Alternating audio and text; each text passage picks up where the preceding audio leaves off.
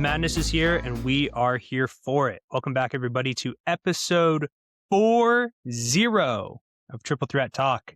My name is Connor Ryan. Jonah Newberger, and welcome back to another episode. Jonah, weekend one of March Madness is behind us. The round of 32 is over. We are on to 16 remaining. Question before we begin: how many games did it take for the bracket to break? It took VCU and BYU losing for my bracket to get busted. Took me one. I had Ohio State in all of my brackets. TCU won, so that's tough. I'm trying to think of one of the other big first-round upsets that I had. I do agree. BYU, we'll cover that in a little bit. South Florida screwed me. I agree. A little bit. I'm sorry, Clemson beating Iowa, and then Iowa beat Florida. So Florida losing was tough. High Point, Wisconsin. I remember that was a toss-up. I went with Wisconsin, but that's okay. I had them losing anyways. Yeah. BYU, I had winning 2 games, so that hurt. Mm-hmm. And I had Akron going pretty far, so that didn't work well either. Who did they play again originally? Tech.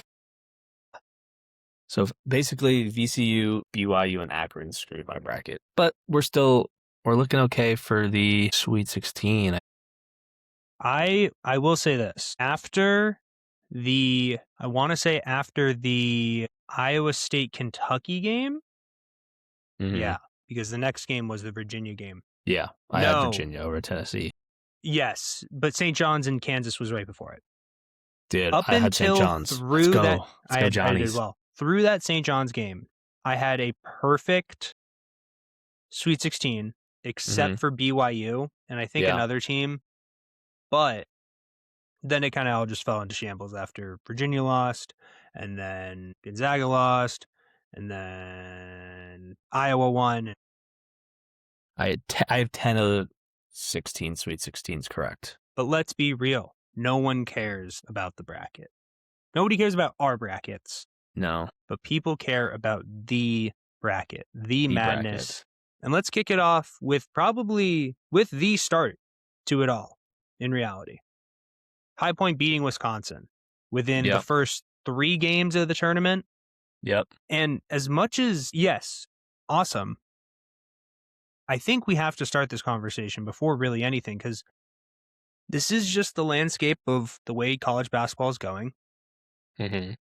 The only true mid-major to win their game in the first few days. Texas, as much as we can say Texas is Texas.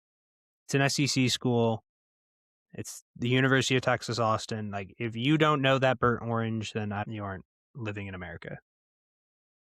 But High Point is the only mid-major to make it to the NIL. Not to the NIL, but to the second round. But speaking of NIL, I think that's the reason of why I bring that up. Jonah, as a former college athlete, I don't, because you and I don't really talk a lot about college sports in particular because we're more NBA guys. Mm-hmm. But what are your thoughts on college athletes being paid and the direction in which it is going?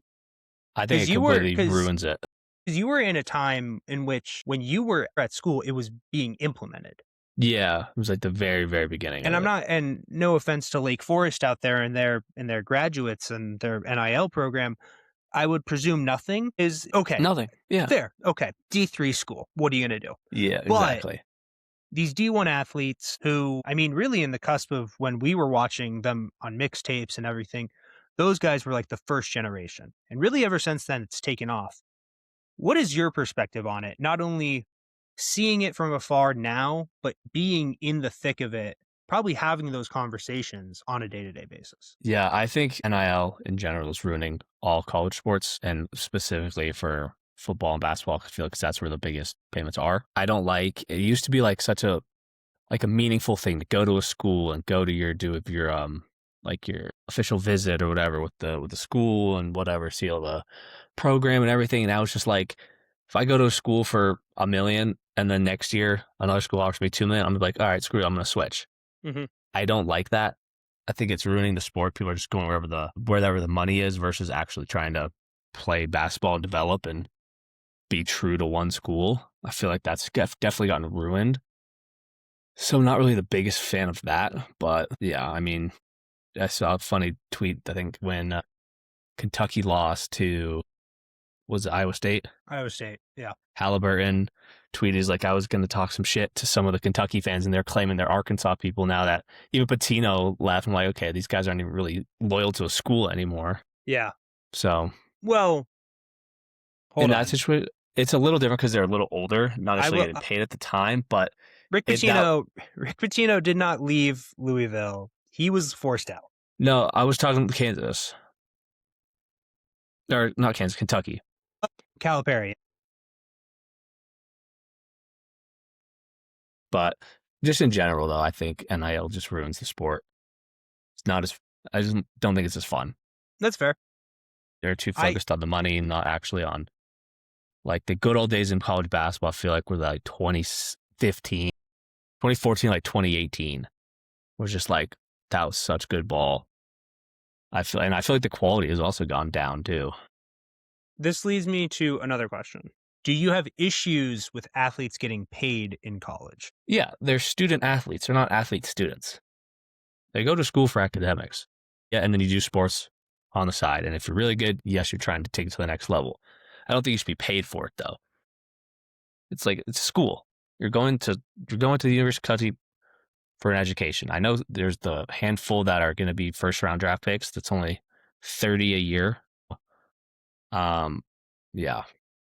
I'm just not a fan of NIL money and players getting paid at a college level. It's just turning into like a minor leagues for the NBA. Yeah. It's minor leagues for, NFL. I think my big issue with it, I think it boils down to two things primarily. One, it is at which the amount in which somebody can make. Mm-hmm. And I'd say the second is, like, I don't have an issue with players being paid. Because I guess that's like, but I'm not saying, I think, like, what I don't get is, like, how do these football programs, I understand it's donors, I get that. But, like, what in their right mind, like, imagine, hypothetically speaking, you were a billionaire. Mm-hmm. Imagine Lake Forest was like a D1 school in the Big Ten, right? Mm-hmm. If you were like, if you really enjoyed your time at Lake Forest and you wanted to give back, I think knowing you would want like one of like a couple things. One of them would probably be the basketball arena named after you. 2 would be the court, and 3 would be like the arena booth or something, whatever. But like, and I understand like trying to win, but like, this isn't a professional sport where exactly, it's not we're throwing millions of dollars and you're guaranteed the return on the asset. Yeah. One, you don't know if that guy's going to make first, like, here's an example, and I understand this is a different example because the player tore his ACL and MCL. But like, a Kentucky player got paid $2 million this year to play for the basketball team. He scored 20 points. So he made $100K per point. And I understand, obviously, it was an injury that kept him out for the entirety of the year. Obviously, that's tragic. Mm-hmm. There goes $2 million. I don't necessarily why are people throwing out this much money when for knowing college they're sports. Probably only going to get them for a year? Yeah, because then there's going to be somebody else who makes a ton of money at a different school. I'll give you $3 million to come down to Arkansas. Boom, I'll go there. 3.5, come to Auburn right now. Exactly. Play with Bruce Pearl's son. I think, yes, these college teams make so much money in general, just with ticket sales or, TV deals, all that, stuff, merchandise. Mm-hmm. I almost think it'd be better if every D1, if you even just kept it to D1, the school would pay the players, not outside people paying them. So then everyone on every team is getting a little sum of the money that the school is making off of them. I wouldn't mind that. Like, let's say, Duke makes, I don't know, I'll just throw a random number, $1 million out there. Let's just say. Okay, million for just like an example. Let's do a basketball team, 12 players. Yeah, but I think you always got to make it even. So you give everybody, the same 80K, whatever it may be. So it's not like, okay, well, then how do you decide what player gets what amount? I think every player at the school, depending on how much money you bring in, should make a percentage of the earnings that the college makes. And then, obviously you might make more at Duke versus Long Island. But, you know, Can I ask 2 clarifying questions just so I get a better understanding of what you're trying to yeah. say? Is it A, players are paid like X amount, each player is paid X amount of money, no matter of what like recruit, status, whatever. Say it's like K, hypothetically. Yeah. And then you can make more with other things within the school and beyond that beyond? Or are you I would always saying take the outside factor out of it completely. okay, Like, let's say Duke makes $10 million a year. This is just an example. $10 million a year just from basketball. Mhm. Let's say, okay, we'll give 20% of that to players. And then Yep. within that, you break it down for each break it down. player. Okay.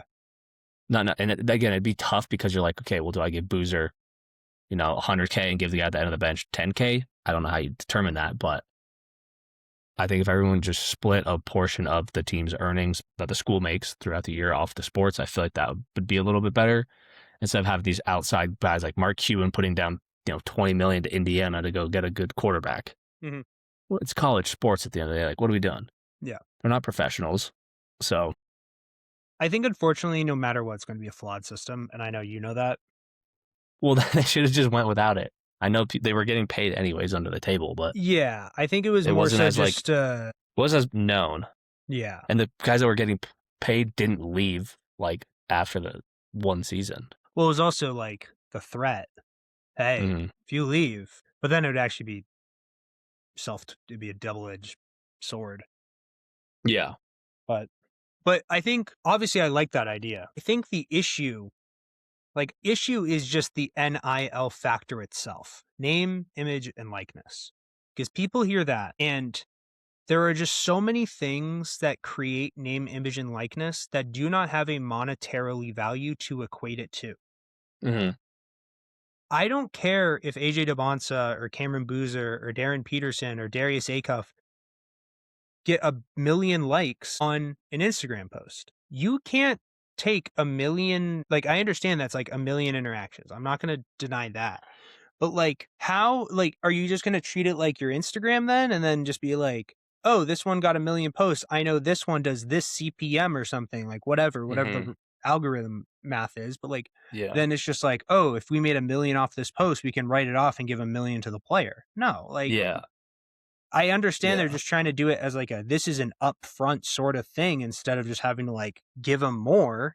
But like it is because like I understand college is extremely much more like water over blood sort of thing than a blood over water. And what I mean by that is like the people that you find at your school compared to the people who like didn't go to your school, but they might be family sort of thing. Like it's your found family.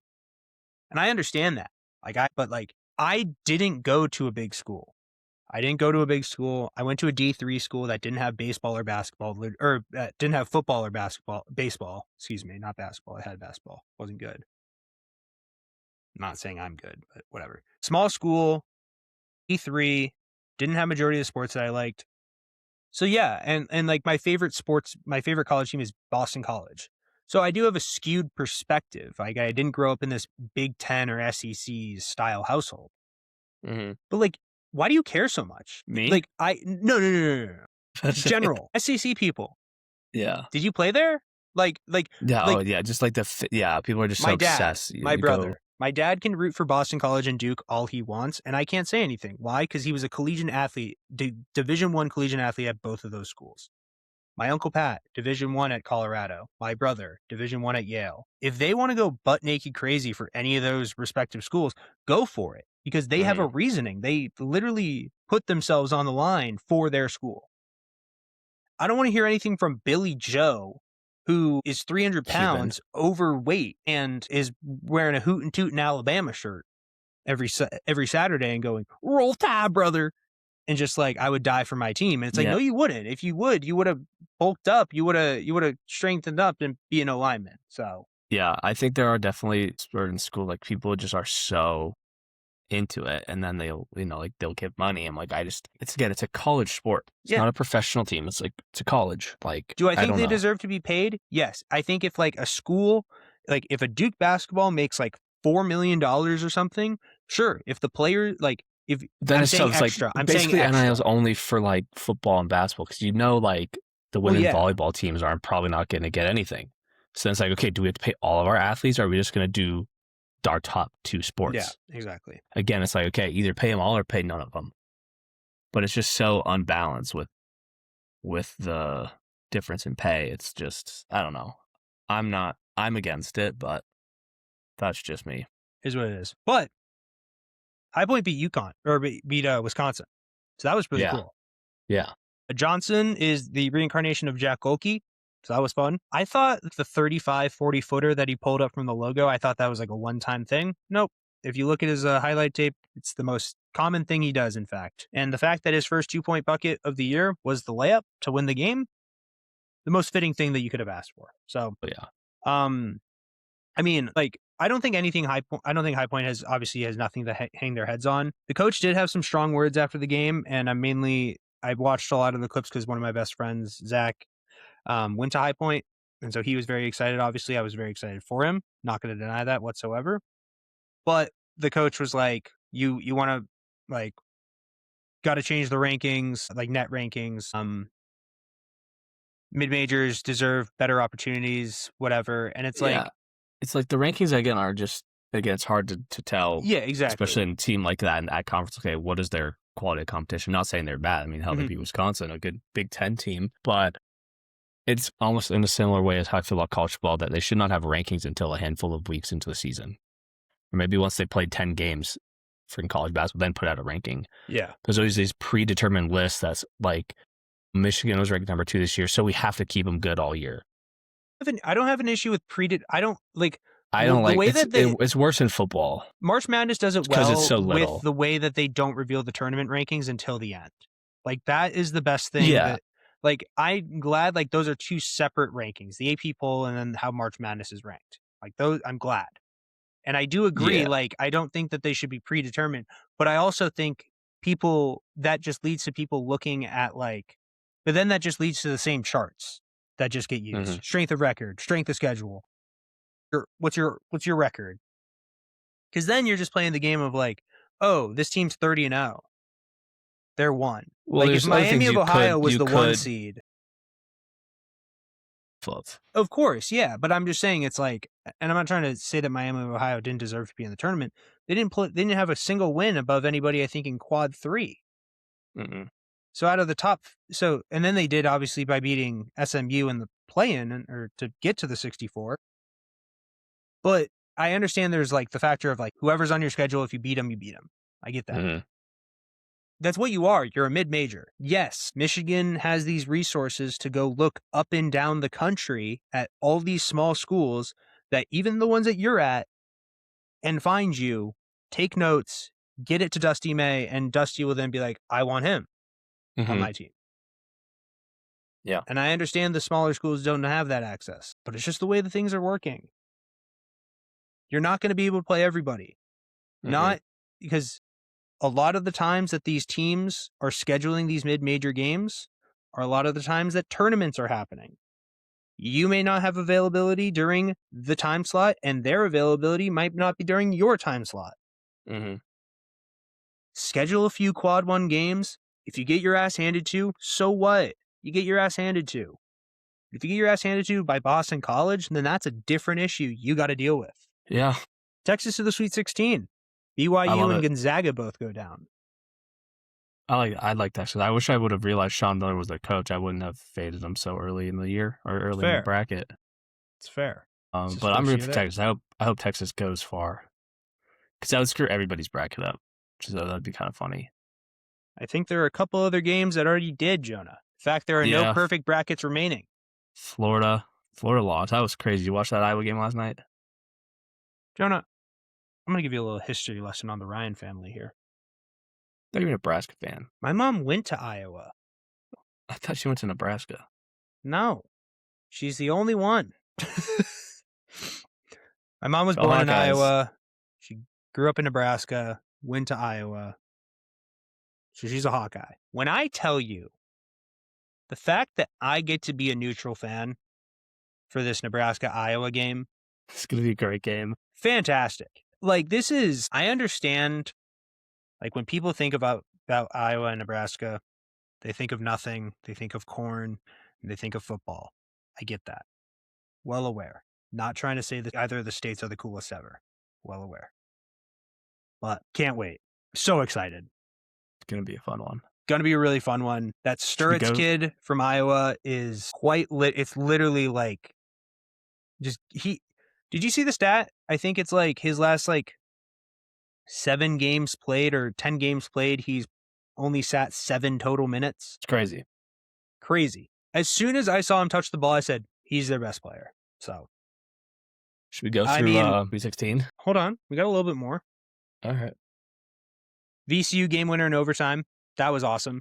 I mean, coming back down from 19. 11 or 19 at one point, but being down 11 with 5 minutes remaining. I mean, step back. I understand Caleb Wilson didn't play. That would have been a huge factor for the Tar Heels.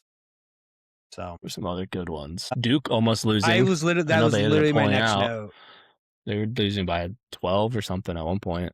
Yeah, they were down 10 at least. Yeah, because somebody hit a bet where they thought Siena was going to be up 10, and they won like 100x their money or something. Yeah, pulled through a lot better in the second round. All the games yesterday, this round 32, I thought were really good. Yeah, round 32 Utah was State awesome. Last night was great. St. John's at the buzzer. St. John's at the buzzer to beat Dylan Kansas. Darling, I was very happy about 0 that. points all game, and went like 0 for 5 to start, and then made the game winner. Kentucky Santa Clara, that was a crazy finish. Yep. 3-ball from Santa Clara, and then Kentucky comes down with 2.4 remaining. The Nebraska game winner against Vandy, and the fact it went in and out for Vandy, that was crazy. So Florida, Iowa beating Florida. We already kind of touched on that, but that was crazy. Here's a random point. Did you know the guy who hit the 3 at the end of the Texas Gonzaga game? Those were like his first 3 points in like a couple games. It was like He literally was subbed in for that play and then made the 3. Wow, good for him. So yeah, all right, Sweet 16 time. But yeah, well, first matchup we have out of the East region, Duke versus St. I think with what I've seen in the last 48 hours, I'm still gonna rock with Duke, just because who did Duke play in the previous round? Duke played TCU and Siena. Because of the way they played TCU, primarily in that second half, it was a tied game with Cameron Boozer getting 1 shot attempt in the first half. And then it was like, oh, we got him the ball, and then it was game over, essentially. Yeah. It was just blew him out in the second half. So that was very much the Duke team that people were expecting, especially against Siena. Just didn't turn out that way. I know the Johnnies have been hot, but I had more questions about Kansas yesterday than I did about Duke after Siena. I just can't, Kansas as of late, I just can't trust. Yeah, that's why I picked them to lose. Other than the 2022 year, I just don't see it. So I'm going to go with Duke. I think St. John's has the physicality to match up with Duke. But the question is, can the shooting show up unlike it did yesterday, especially in the first half? I'm going to say it does, and I'm going to ride with the Johnnies here. I like it. I don't know. I'm just still not super sold on Duke. We'll see.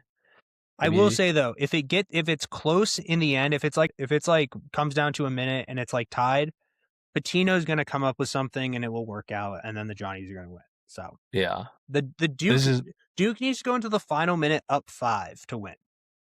Yeah, or to fully secure a win. This game is on Thursday. No, this is a Friday game. The other Friday game within this East bracket is Michigan State UConn. Michigan State has beat Louisville in the round of 32, and UConn beat UCLA and Furman. Two of the more stereotypical March coaches as of late. I love it. Tom Izzo is the quintessential like Izzo in March, like taxes in April, Izzo in March. So this Sweet 16 is going to be so good. My only concern with Michigan State is there's not a lot. If Jeremy Fears is on it and getting to the bucket and finishing, then it very much is Michigan State's game to lose. Mm-hmm. But if like Milligan and like Caravan are hitting their threes and Ball is going off, did you see that the UConn player who had like 32 points and 27 rebounds the other night? Yeah. Uh-huh. Holy shit. Yeah, that was That crazy. was crazy. Yeah. I'm riding UConn. Just to stay opposite, I'll go Michigan State. All right. Love it. I'm headed down to the South bracket. The games are on Thursday. First one we have Iowa, number 9 Iowa versus number 4 Nebraska. Iowa just beat Florida and Clemson, and Nebraska beat Troy in a crazy game against Vanderbilt. Yeah. So this is a great matchup. I don't know what to choose here. I feel like it's going to be such a close game. It will, because this is their third matchup of the year. I think they've split Mm-hmm.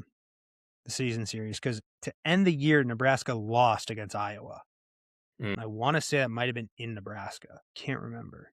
But from what I have seen, Nebraska is the more complete team. I get it. I understand the impact of beating Florida, but this is a magical season for the Cornhuskers. This is they got their first ever tournament win on Thursday. Now they're going to the Sweet 16 for the first time ever in program history. Why not make it the Elite Eight? So give me Nebraska. I like it. I might roll opposite with you. I'm going to roll with Iowa. Keep it interesting, but I would not be surprised if Nebraska won this. Finish out the South, we have Illinois versus Houston. Boy, am I ready for this game. Give me Houston. This might be my favorite game of the weekend. Really? Of the weekend? I love this game, dude. It's like here's the thing. There's some other good matchups. This year's Sweet 16 is so good. I understand there is. Really good Sweet 16. Illinois is to offense what Houston is to defense. Mm-hmm. They're like the pinnacle of each other going at one another. Like, I got to go with Illinois. I'm going to ride Houston. Illinois is just like when they're on, like, I don't know if there's another team that can stop them. Like they're up there for like if they get really hot, there might not like Iowa State is another team that when I think of like when they're really hot, they're probably like the best team in the country. Yeah. Now, can they get that for the next 3-4 games? I don't know, but give me Illinois. I like it. I'm going to ride with Houston here. Wow, this Sweet 16 is just unbelievably good. Entering the Midwest bracket for another Friday night games. Are these games in Eastern? This is at 10 p.m. for you? Don't talk about it. It's a little late. Shut up. Tennessee versus Iowa. Tennessee beat number 3 Virginia. Iowa State, sorry. Tennessee beat number 3 Virginia last round and then beats Miami, Ohio, and Iowa State. Rolled through Kentucky in the previous round. I'm rolling with Cyclones here. Yeah, Iowa State looked. I don't know if you saw this clip. There was literally a Iowa State player who said part of their game plan for Kentucky is they know at some point they're going to break. Mm-hmm. And basically said, you just got to beat them and then they'll quit. Yeah. That is disrespectful as hell, but I love it. Yeah. I know Iowa State is without one of their best players. From what I had questions about Virginia coming into the tournament because I always think I understand they're under a new head coach and I know he's doing really well, but I just knew I had questions still because just where was the scoring going to come from consistently? Mm-hmm. Iowa State, I don't have those questions really on any factors. It's just the question of, are they going to make their shots? And if they aren't, then they're probably going to lose. But if they are, then they're going to be one of the better teams in the country. I think it's Iowa State's game to lose, honestly. Tennessee has had a great run. I just don't think they have the firepower to keep up with Iowa State. Yeah, I agree. Still going to be a great game, though. Oh, of course. All these are going to be close. Yeah. Finishing this one out, Michigan 10.5-point favorite against Alabama. Alabama just beat Tech, and Michigan beat St. Louis. Yeah. Respectively, both games for each were blowouts in their previous 2 matchups. Give me. Yeah, it's Michigan. Because here's the thing. Alabama has to keep up with Michigan. Mm-hmm. But they are nowhere near the defensive team that Michigan is. With Mara, Landenberg, Johnson, Cadeau, it's just such a deep, strong team that they are playing like the best team in the nation right now. They are one of the best teams in the nation, one of the top 3 teams in the nation. Mm-hmm. I am going to go with Michigan. I will say I've been very impressed, especially with the performance last night from Alabama. But I am going to go with Michigan in this one. I like it. Shout out Rico Bosco. And lastly, our west side of the bracket, we have number 11 Texas taking on Purdue. I love this game. I'm riding with Texas here, man. I feel like this is our Cinderella team this year. It is, but like Purdue's good. But the one I think one thing that nobody really has had is the size to match up with the Texas big man. Mm-hmm. Purdue has that size. Purdue very much has that size. So I understand Sean Miller's had a great run this year so far, but it's Painter's time to continue through. I'm gonna go Purdue. All right, I like it. And lastly, the game I am most looking forward to of the week is Arizona taking on Arkansas. Give me the Wildcats. I don't know if there's a better backcourt right now than Darius Acuff and Malik Thomas. Malik Thomas is averaging 20 a game. Acuff is averaging 30 a game in the tournament so far. He's going to be a top 5 pick. He'll be the first guard off the board. Mm-hmm. Pac-12 player or Big 12 player of the year. Big 12 player of the year. I think he also won. He's like on an all defensive team or something. Yeah. Give me the Cats. Who's their big man again? Koa Pete. He's playing. Pete. Yep, he's back and dominating. Yeah, give me Arizona. I mean, Arizona's looked good. I know. I think just Arizona has looked good.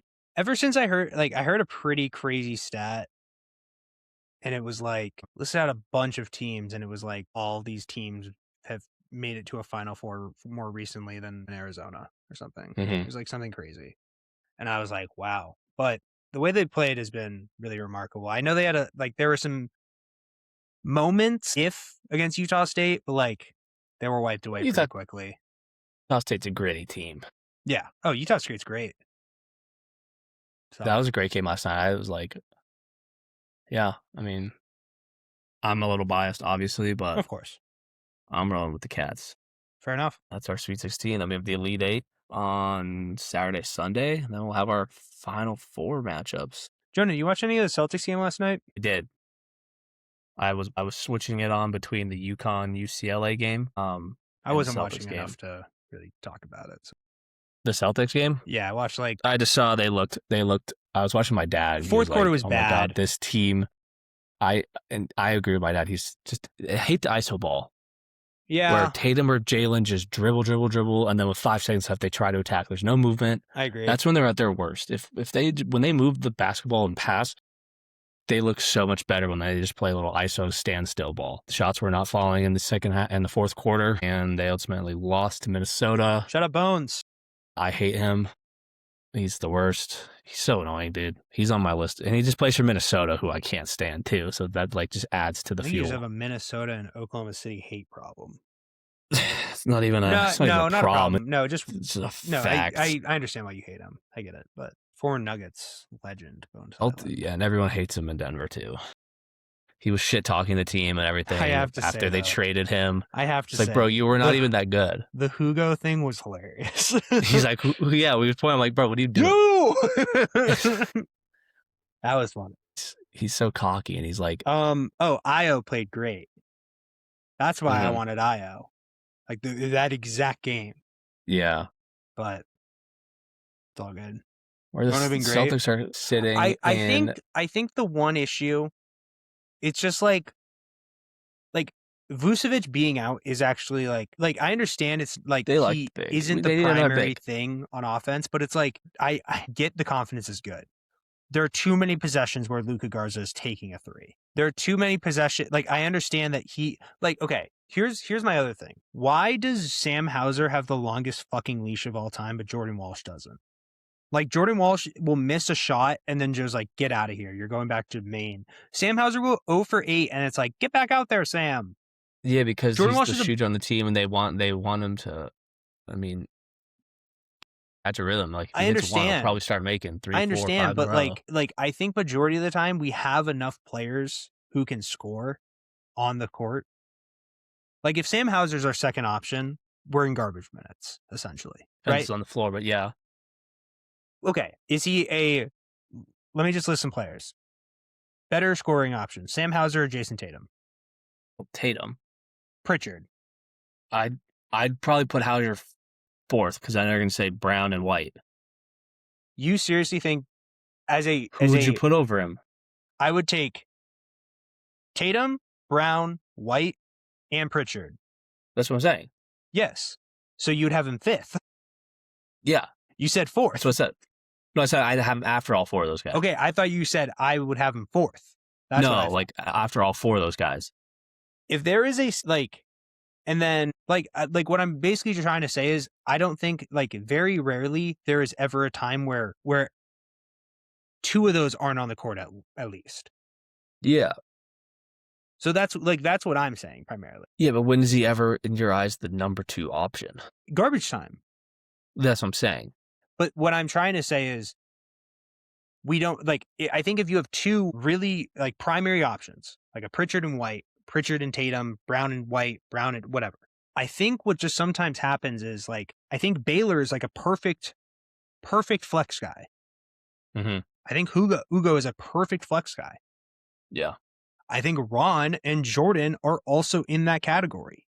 In reality, I understand Baylor is a better shooter, but Jordan is more versatile, in my opinion. He's a better defender. Mm-hmm. He's longer. He's a bit I don't know, a better rebounder just because of Baylor. But I don't know. I think there are times where Jordan gets put in these handcuffs and it's just what did he do? Yeah. So, I think that's a perfect team where, hey, you can use some quickness. You can use some defense. So. Yeah. Celtics are sitting a half game ahead of New York for the 2 seed, 4.5 back from Detroit. Need to get some wins on the board here soon. Yeah, we do. They've got, nice, the Thunder. That will be fun. Yep. Hopefully Tatum doesn't play. I think he will because it's going to be at home. Hopefully they get Dort ejected in the first 5 minutes. It is what it is. The West, dude. My God, we got 3 teams, 4, 5, and 6 seed are all tied, basically. Playing like the best player in the world as of late. It's ridiculous. The Lakers are looking solid. They could catch the Thunder. They're 3 games back from the Thunder. The 1 and 2 are pretty much locked up. Yeah. It's more 3 through 6. 3 through 6 is pretty much all interchangeable. Yeah, basically it's just a race between finishing. Suns are going to be the 7 essentially, and then it's just Lakers, Rockets, Nuggets, and T-Wolves are all within 2 games of each other. Yeah, Warriors and up. It's Warriors and up is going to be the 10 teams. Pelicans, Grizzlies, Mavericks, Kings, and Jazz are out. Yep, Jazz. Yeah, Nuggets have. And the 10 have shaped up for the East as well. It's Hornets and up. Yeah. Nuggets got a pretty tough schedule.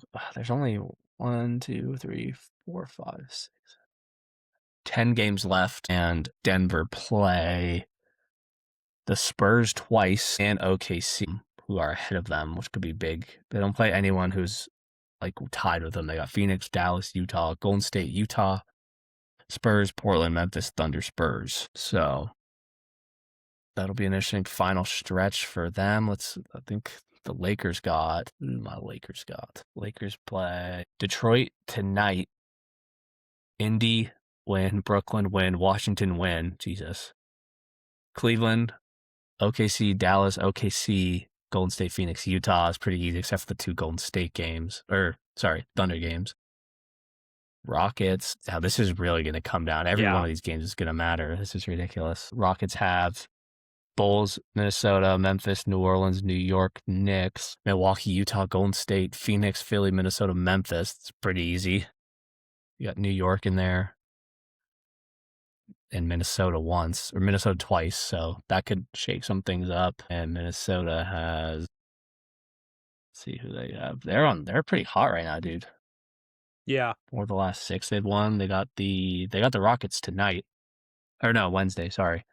And they got Detroit, Dallas, Detroit, Philly, Charlotte, Indy, Orlando, Houston, New Orleans. Pretty easy. Damn, this is really going to come down to the last week of the season. I'm going to Nuggets game on Wednesday.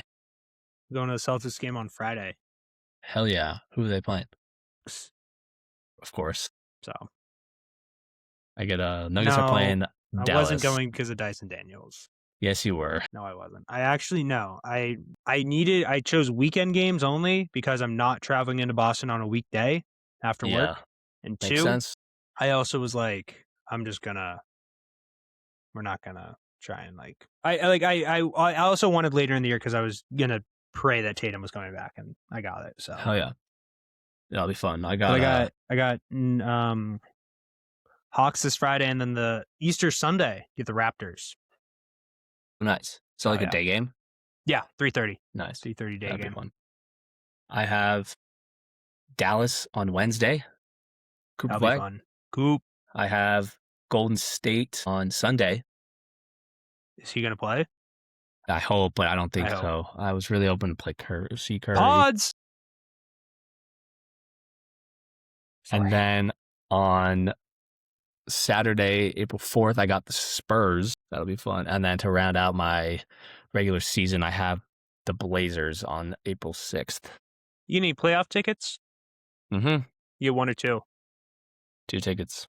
First round? To every other game throughout the whole playoffs. So hope they make the finals. So every other home game?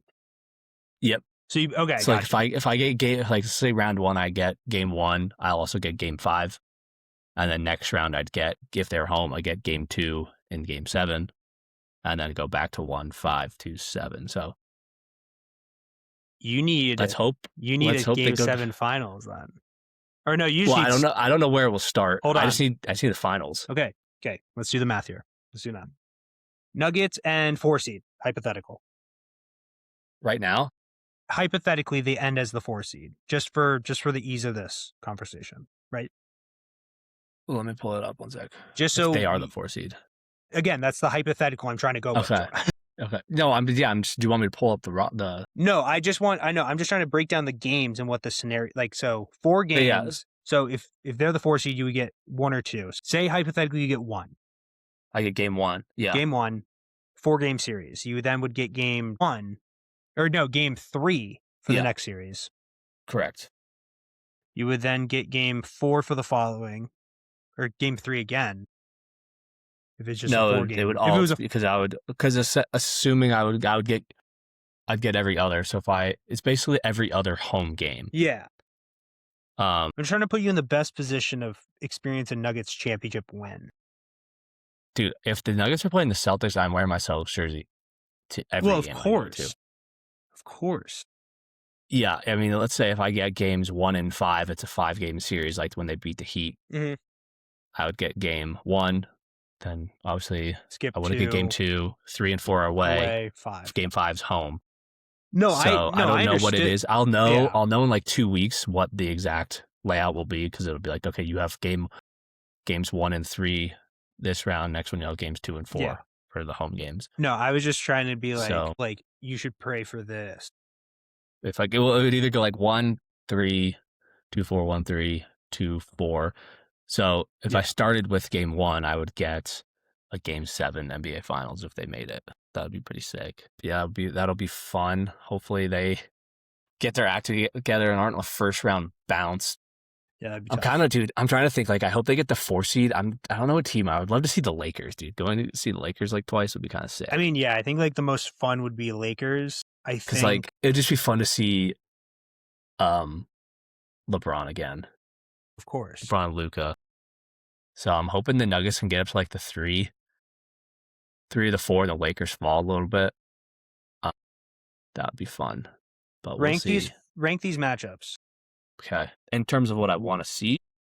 In terms of like the one, I guess like 2 rankings. Matchup that you would want to see the most, and matchup that you think would be most favorable for the Nuggets. I think they'd be most favorable. Lakers, Rockets, Wolves. I think Wolves are the last team I'd want to play. I presume that automatic. Wolves have always had the Nuggets. So I guess which one would you rather face? Probably Lakers, Houston. Rockets. Rather face Houston, but you'd rather watch the Lakers over the Rockets series? Agreed. Yeah. I think they have the best chance to beat Houston. I don't think they're as good. And last time they came to Denver, they got blown out by 30, and they held KD to 12 points. The altitude really affects him. It didn't look like. I mean, I know that the Nuggets beat the Lakers, but that was a close game. And Minnesota always has just revenge on the Nuggets anytime he plays them. So I'd probably rank them Rockets, Lakers, Wolves in order who I'd want to play, but I'd want to see probably Lakers, Rockets, Wolves. Lakers, Rockets, Wolves. Spurs would be sick, but they'd have to follow it down to 7. Yeah. But I guess if they're the 4 seed, they play the 1, so we could get Oklahoma in the second round. Oklahoma or San Antonio in the second round would be kind of cool. That would be cool. Like there's a possibility that their 3 Western matchups could be Lakers, Spurs, Thunder. Hypothetically, if they played the Celtics, then yeah, that would be a really good path. That would put Jokic probably in like top 10 talks automatically. Let's assume he wins the finals again. Yes. Like, yeah, but if he goes out and beats LeBron, then beats Wemby, then beats SGA. If you beat LeBron and Luka and Austin Reeves, you beat Wemby and the young Spurs, and then you beat the reigning champs. And then you beat the champs from 2 years ago and the best duo probably in the NBA with Jaylen Brown and Jason Tatum. Or the Knicks. Yeah. Or the Cavs. Who do you think comes out of the? I know we just talked about this, but now we got some injuries. Detroit, Boston, New York, and Cleveland. I understand the ruptured lung favorite. thing with Cade is scary. Obviously, I don't think it's nearly as bad. Like I know it's an injury that he's dealt with in the past and everything. So gotcha. I'm gonna stick with my prediction: Celtics Spurs. I like it. I don't want Thunder. I don't want Thunder either, but Spurs are good. Celtics Spurs, Celtics Nuggets are the 2 that I'd want. I'm just trying to who would the Celtics match up best against to win it all. Best Rockets or the Lakers? Oh my God, could you imagine the Lakers first? Give me Lakers Celtics. Dude, I will Lakers get back Celtics on final this this mic and year. say the heinous things that I've said about Luka in the past if we get. That's fine, dude. I will join you. Well, give me Lakers. All right. Celtics, that'd be fun. Betsy's calling me for dinner. So, ladies and gentlemen. Wait, did you see the Carabao Cup final yesterday? No. Ladies and gentlemen, thank you for listening. City beat Arsenal 2-0. Fuck Arsenal. Let's go. Go City. Ladies and gentlemen, thank you for listening to episode 40 of Triple Threat Talk. We will see you all next week for another episode. Jonah, any final words? Go City. We'll see you all next week for another episode. Peace out.